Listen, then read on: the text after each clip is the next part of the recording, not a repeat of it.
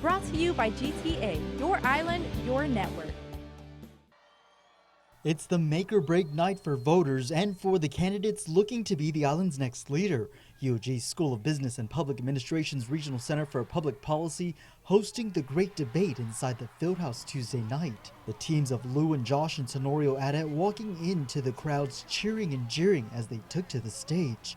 Both campaigning for the top seat at Adelup, UOG students questioned candidates on the issues of drugs, abortion, as well as appropriating funds for higher education. I think it is unconscionable that this administration has held back over $20 million in education.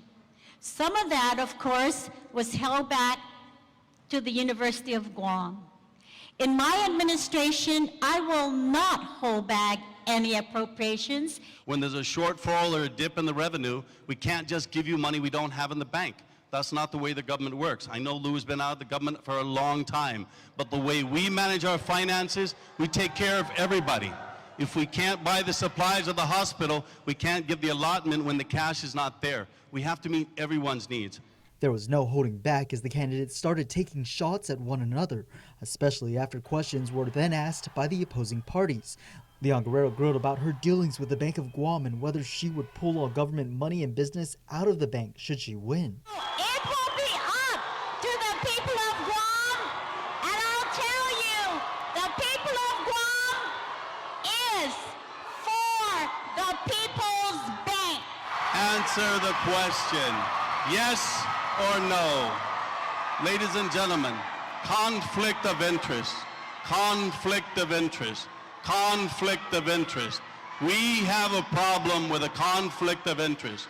Tenorio questioned about the increase of drugs coming into the territory.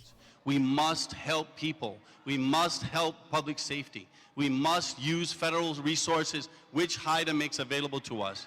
We must treat drugs as a health issue, as Tony talked about earlier. We need to get more rehabilitation. We're not going to stop the drug problem by building more jail cells. Ray, the people of Guam are tired of task forces.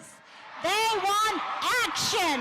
The first thing we're going to do is give those police officers the help that they need. We cannot continue the same and more of the same, Ray. Local reporters also getting in on the discussion are Chris Barnett asking Lou about a controversial Bota ad that depicted how she would be the most qualified candidate because she's from here. That statement has been taken out of context. What was not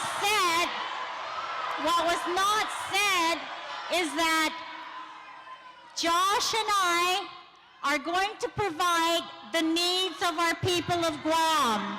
And I was making a distinction that I am part of our people here.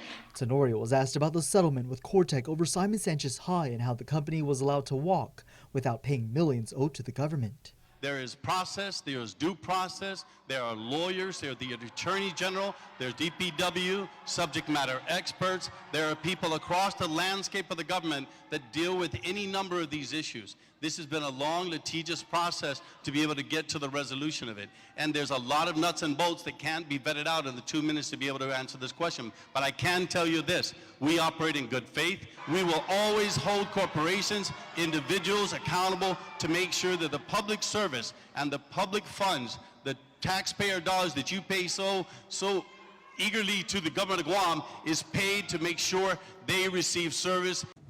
Brought to you by GTA, your island, your network.